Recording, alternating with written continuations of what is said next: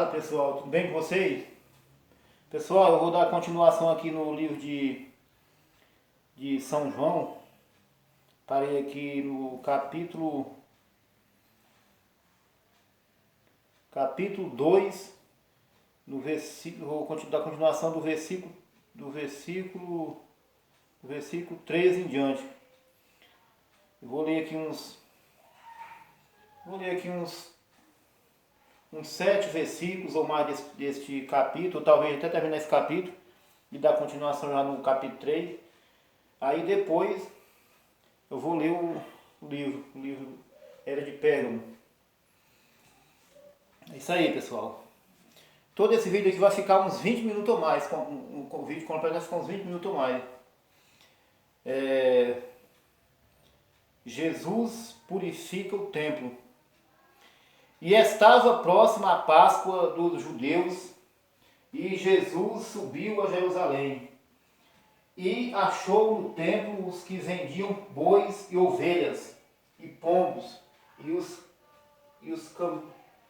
os cambiadores assentados. E tendo feito um azorrague de cordéis, lançou todos fora do templo, bem como os bois e ovelhas, e espalhou o dinheiro dos cambiadores, e derribou as mesas. E disse aos que vendiam pombos: tirai daqui estes, e não façais da casa de meu pai casa de vendas. E os seus discípulos lembraram-se do que está escrito: o zelo da tua casa me devorará. Responderam, pois, os judeus e disseram-lhe: que sinal nos mostras para fazeres isso? Jesus respondeu e disse-lhes: derribai este templo, e em 3 dias o levantarei. Disseram, pois, os judeus: em 46 anos foi edificado este templo, e tu o levantarás em 3 dias? Mas ele falava do templo do seu corpo. Quando, pois, ressuscitou dos mortos, os seus discípulos lembraram-se de que lhes dissera isso, e creram na Escritura e na palavra que Jesus tinha dito. E, estando ele em Jerusalém pela Páscoa, durante a festa, muitos vendo os sinais que fazia, creram no seu nome. Mas o mesmo Jesus não confiava neles, porque a todos conhecia, e não necessitava de que alguém testificasse do homem,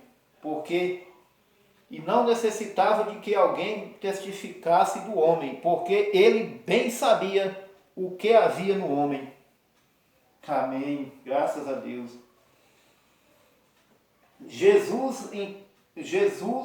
Vou entrar no capítulo 3 de São João. Jesus instrui Nicodemos acerca do novo nascimento. E havia entre os fariseus um homem chamado Nicodemos, príncipe dos judeus. Este foi ter de noite com Jesus e disse-lhe: Rabi, bem sabemos que és mestre vindo de Deus, porque ninguém pode fazer estes sinais que tu fazes, se Deus não for com ele. Jesus respondeu e disse-lhe: na verdade te digo, que aquele que não nascer de novo não pode ver o reino de Deus. Disse-lhe Nicodemos: como pode um homem nascer sendo velho? Porventura pode tornar a entrar no ventre de sua mãe e nascer? Viu aí, pessoal? Esse é o homem de mente carnal. O homem de mente carnal, ele não entende as coisas espirituais de Deus. Ele só entende a coisa carnal, a coisa desse mundo. Ele não entende o mundo espiritual, o homem carnal não entende o sobrenatural. Jesus respondeu: na verdade te digo, que aquele que não nascer da água e do Espírito não pode entrar no reino de Deus. O que é nascido da carne é carne, e o que é nascido do Espírito é Espírito. Não te maravilhes de ter te dito. Não te maravilhes de te ter dito. Necessário vos é nascer de novo. O vento assopra onde quer, e ouves a sua voz, mas não sabes de onde vem, nem para onde vai. Assim é todo aquele que é nascido do Espírito. Nicodemos respondeu e disse-lhe: Como pode ser isso? Jesus respondeu e disse-lhe: Tu és mestre de Israel e não sabes isso? E não sabes isso? Na verdade te digo que nós dizemos o que sabemos e testificamos o que vimos, e não aceitais o nosso testemunho. Se vos falei de coisas terrestres e não crestes, como crereis se vos falar das celestiais? Ora, ninguém subiu ao céu, senão o que desceu do céu, o Filho do homem que está no céu. E como Moisés levantou a serpente no deserto, assim importa que o Filho do homem seja levantado, para que todo aquele que nele crê não pereça, mas tenha a vida eterna. Porque Deus amou o mundo de tal maneira que deu o seu Filho unigênito para que todo aquele que nele crê não pereça, mas tenha a vida eterna. Porque Deus enviou o seu Filho ao mundo, não para que condenasse o mundo, mas para que o mundo fosse salvo por ele. Quem crê nele não é condenado, mas quem não crê já está condenado, porquanto não crê no nome do unigênito Filho de Deus. E a condenação é esta, que a luz veio ao mundo, e os homens amaram mais as trevas do que a luz, porque as suas obras eram más. Porque todo aquele que faz o mal aborrece a luz e não vem para a luz, para que as suas obras não sejam reprovadas. Mas quem pratica a verdade vem para a luz, a fim de que as suas obras sejam manifestas, porque são feitas em Deus. Graças a Deus. Outro testemunho de João Batista. Depois disso, foi Jesus com os seus discípulos para a terra da Judéia, e estava ali com eles e batizava. Ora, João batizava também em Enom, junto a Salim, porque havia ali muitas águas. Viu aí, pessoal? Aqui está falando aqui que havia ali muitas águas. Isso quer dizer o quê? Isso quer dizer que um batismo realizado com pouca água, por aspersão, por aspersão, derramamento de água sobre a pessoa, que tem muitos batismos aí que batizam por aspersão e derramamento de água, daquele pouquinho de água na cabeça. Isso não é batismo. O batismo tem que ser em muitas águas, igual está escrito aqui, ó. Porque havia ali muitas águas. E vinham ali e eram batizados. Porque ainda João não tinha sido lançado na prisão. Houve então uma questão entre os discípulos de João e um judeu, acerca da purificação.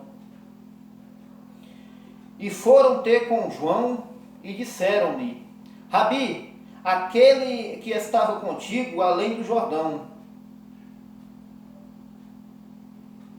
do qual tu deste testemunho, ele o batizando, e todos vão ter com ele. João respondeu e disse: O homem não pode receber coisa alguma, se lhe não for dado do céu.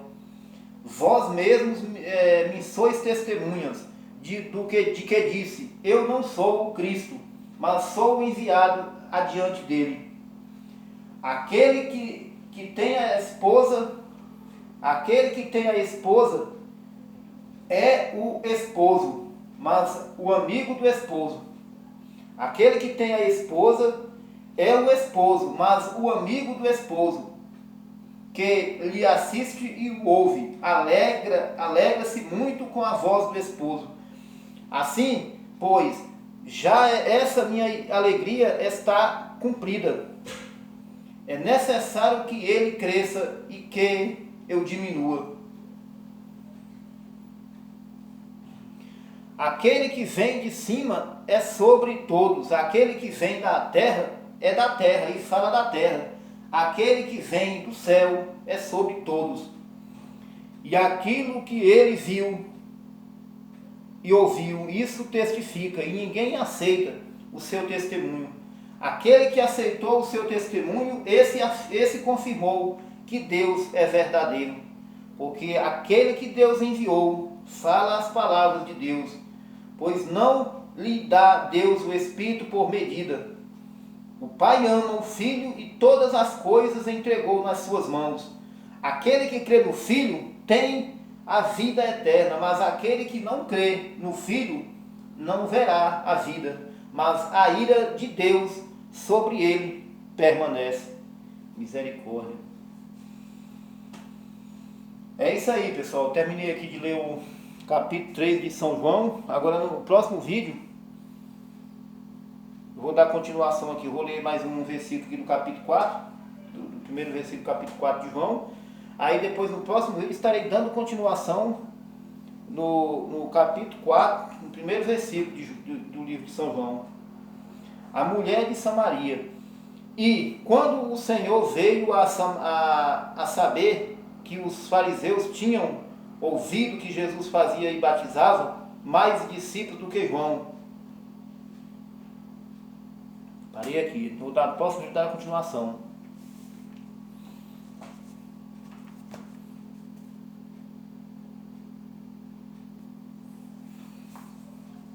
Aqui, pessoal, vou dar continuação aqui no... Esse livro aqui é o livro As 7 Eras da Igreja. Esse aqui é um livro composto por outros 10 livros. E um desses 10 livros é a Era da Igreja de Pérgamo, o qual eu estou lendo. Estou na página 139. A Era de Pérgamo. Vou dar continuação aqui. Finalzinho da página 138, entrando na página 139 depois. A saudação. A saudação. Apocalipse 2:12. Isto diz aquele que tem a espada aguda de 2 fios.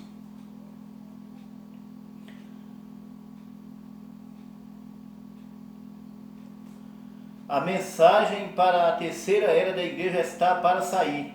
A terceira cena deste drama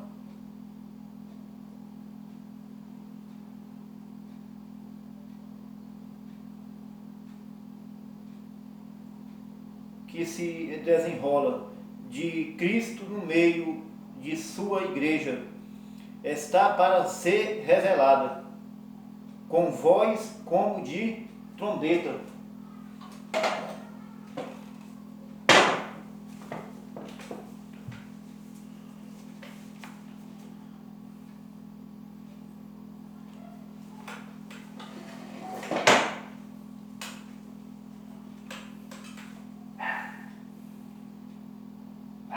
Com voz como de trombeta.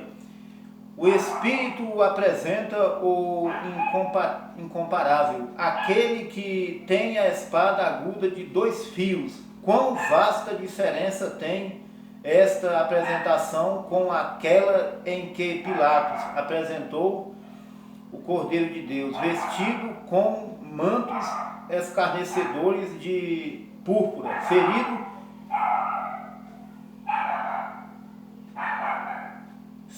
e coroado de espinhos, dizendo: eis aqui o vosso rei. Agora, vestido regiamente e coroado de glória, encontra-se o Senhor ressurreto, Cristo, o poder de Deus. Nestas palavras, aquele que tem a espada aguda de 2 fios, encontra-se outra revelação da divindade. Na era de Éfeso, você recordará que ele foi apresentado como o Deus imutável. Na era de Esmirna, o vimos como o único Deus verdadeiro. e que fora dele não havia outro. Agora, nesta era de Pérgamo, há uma revelação adicional de sua divindade, descrita pela sua associação com a espada aguda de dois fios, que é a palavra de Deus. Hebreus 4:12. Porque a palavra de Deus é viva e eficaz, e mais penetrante do que espada alguma de dois fios, de dois gumes, e penetra até a divisão da alma e do espírito, e das juntas e medulas, e é apta para discernir os pensamentos e intenções do coração. Efésios 6:17. Tomai a espada do Espírito, que é a palavra de Deus. Apocalipse 19:13 e 15. E estava vestido de uma veste salpicada de sangue, e o nome pelo qual se chama é a palavra de Deus. E da sua boca saía uma aguda espada. João 1:3. No princípio era o Verbo, e o Verbo estava com Deus, e o Verbo era Deus. Ele, o Verbo, estava no princípio com Deus. Todas as coisas foram feitas por ele, e sem ele nada do que foi feito se fez. 1 João 5:7. Porque três são os que testificam no céu: o Pai, a Palavra e o Espírito Santo. E estes três são um. Agora podemos ver sua associação com a palavra. Ele é a palavra. É isso que ele é. A palavra é em seu nome.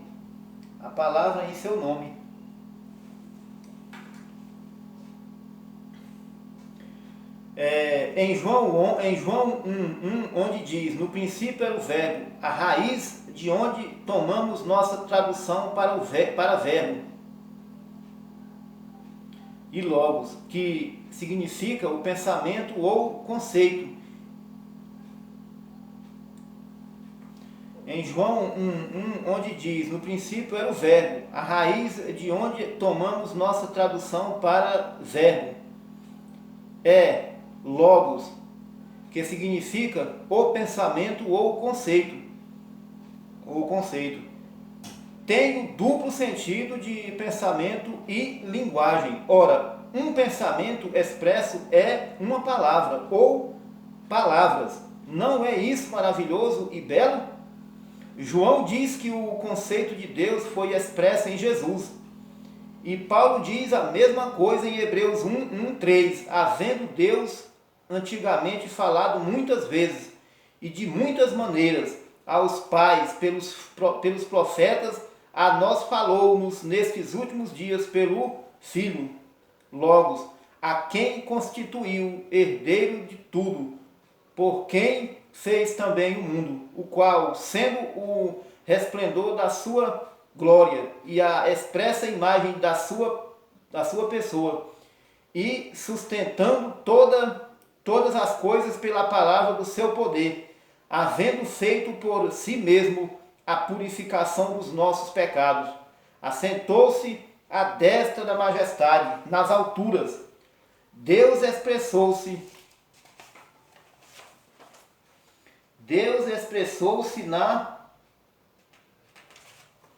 na pessoa de Jesus Cristo. Jesus era a expressa imagem de Deus. Novamente, em João 1:14, e o Verbo se fez carne e habitou entre nós. A própria substância de Deus se fez carne e habitou entre nós. O grande Deus Espírito, do qual ninguém podia se aproximar e ao qual ninguém tinha visto ou podia olhar, estava agora manifestado em carne e habitava entre homens, expressando a plenitude de Deus aos homens. João 1:18. Deus nunca foi visto por alguém. O Filho unigênito, que está no seio do Pai, esse o fez conhecer. Deus, que em diversas ocasiões manifestou sua presença pela nuvem ou coluna de fogo que infundia temor no coração dos homens. Este Deus, cujas características íntimas eram conhecidas somente pela revelação de palavras através dos profetas. Agora, tornava-se Emanuel, Deus conosco, declarando a si mesmo. A palavra declarar é tomada da raiz grega, que frequentemente interpretamos como exegese,